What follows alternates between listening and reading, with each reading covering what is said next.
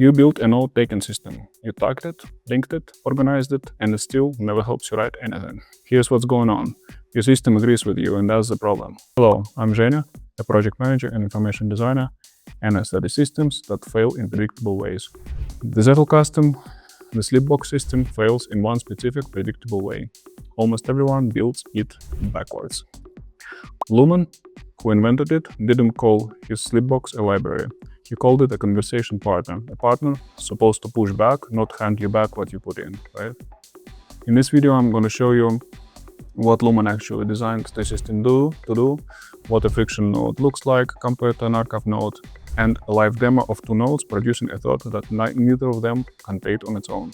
This is what a working slipbox looks like. Two nodes, written 2 weeks apart, never linked. One says real learning happens in friction, not in the smooth parts. The other says productivity as a concept was invented to make factory workers comply, and when you import it into knowledge work, you import the wrong unit of analysis. These two nodes don't agree, and that disagreement produces a question. And that's precisely a question I didn't walk in with. For example, does a tight productivity system actually prevent the work that actually matters? I didn't plan that question at all. The system just kind of suggested it to me. And that's what we're kind of building forward here. Now let me show you why most people's systems never get there. Here's a pattern. You read something interesting, capture into Obsidian, rephrase it slightly, tag it, link it to a category, and do that 200 times. The graph looks amazing. And then when you sit down to write something original, open the vault, nothing original comes out. You can't write from it because there's nothing to push against. There's every node just confirms your own beliefs that you already hold when you wrote it. And that's kind of the archive trap. It's not a tool problem, but it's more a problem of that you were given the wrong mental model of what the slipbox is actually for. Every standard tutorial teaches mechanics, splitting nodes, literature nodes, permanent nodes, link them together. And in fact, those mechanics are actually fine, but mechanics without the right mental model produce an echo chamber, and you can follow every step in every tutorial and still end up with with this kind of echo chamber. And in fact, if your vault has already gone quiet, I covered the specific failure patterns in my other video, which you want to check it out on why most Obsidian beginners quit. Okay, Nicholas Luhmann wrote an essay, a really nice essay, which is called Communicating with Slipboxes. Most videos about this method don't quote it directly, they actually quote Sonke Arens, which wrote a really nice book about Luhmann. But what Luhmann says here is a bit strange. He says that his slipbox developed his own life. That's when he comes to it for one thing, it provides you with something else. He's actually describing the friction, He also wrote the communication requires both partners to be able to surprise each other, and that the system's value comes from randomness, especially like the different connections, ideas meeting together without him actually planning that meeting.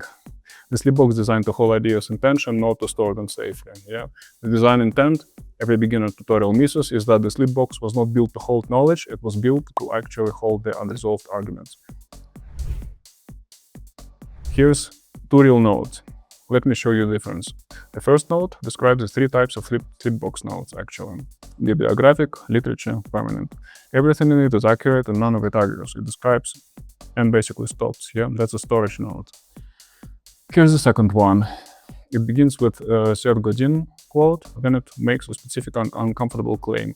The hard part of the Zettelkasten isn't the setup, it's writing the permanent node that forces you to say something specific.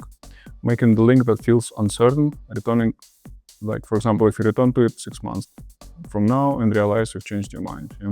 The second node creates tension, it tells you something uncomfortable, and in fact it generates a question already, like what is if the hard part is where real learning happens, why does every tutorial focus on the easy part? The test for a friction node is simple. Does it contain an unresolved question, or does it disagree with something? If a node is only ever right, it's just actually there's no value. It's basically like a decoration. The nodes still in argument are the ones doing the work. The structural difference between nodes that produce output and nodes that just accumulate. In fact, I actually covered the difference between those two in detail in my other video, what actually makes a slipbox work. You want to check it out. Okay, the right metric for a system is not how many nodes you have, it's this. How often does sitting down with your nodes give you a thought that you didn't walk in with? Not a remembered thought, not a retrieved thought, but an actual new thought, one that came from two nodes pulling against each other and producing something neither of them contain. If that happens regularly, your system is alive. If it never happens, you have a filing cabinet with very good tags. Alright, but at this moment you might wanna ask, why do go to the extra effort to build in this way? Well, because most of us don't have anyone in our lives who consistently challenge our thinking. Friends agree with us, colleagues avoid friction, AI algorithms simply confirm our biases. The slipbox built right is the one system you deliberately designed to disagree with you. And once you understand that, the whole method actually changes the way you treat it. I'm going to browse for a specific destination, the move most people never make, because they always open their nose to retrieve something they already know they want. Let me start with this node, The first node. Real learning almost always involves a moment of incompetence. That discomfort is a sign of learning, that the learning is real, not a sign of something is wrong. Here's the second one. The constraint in knowledge work is almost never raw intelligence. It's stored context, what you know about the domain at the moment a decision needs to be made. Now let's put them together. One says real learning requires discomfort of incompetence. The other one says the bottleneck is stored context, what your nodes hold. If you optimize for smooth frictionless retrieval, does that eliminate discomfort that makes learning real? Or another question, does making your system too easy to use undermine its own purpose? That's a paper waiting to be written right there. And the system offered it. If your vault feels like a filing cabinet, that's not a reason to delete it. Most of the raw material is probably fine. It's the node type that needs to shift. Pick 10 permanent nodes. For each one, ask, does this node contain intention? Does it disagree with anything, complicate anything, or is it just a restatement of something you read? If a node has no friction, it's not a permanent node yet. It's a literature node waiting to be argued with. Now go ahead and add one line to it. For example, but this conflicts with, or this assumes X, which I'm not sure about because, etc. That one line is the move. Do that for 10 nodes and see if browsing feels different next time you sit down. Here's the framing that might help as you rebuild. You are not designing a storage system. You're designing an opponent. A well-read opponent who has read everything that you read, but isn't bound to agree with your conclusions, because its job is to find the hole in your argument before you finished making it. In a world that's very good at confirming you, that's not a productivity tool. That's in fact an infrastructure for thinking, my friend. And that's not a side effect of the method, that's actually the whole point of it.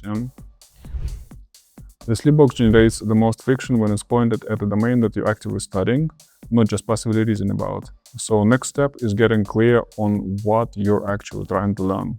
And help you with this decision, I have a 6-second quiz, link in the description. It gives you the personalized learning path based on where you are right now.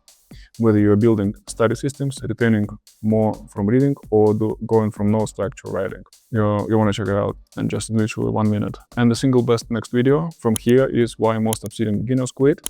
Right here, it picks up exactly where this leaves off and covers the specific moments most systems collapse with. Okay, see you.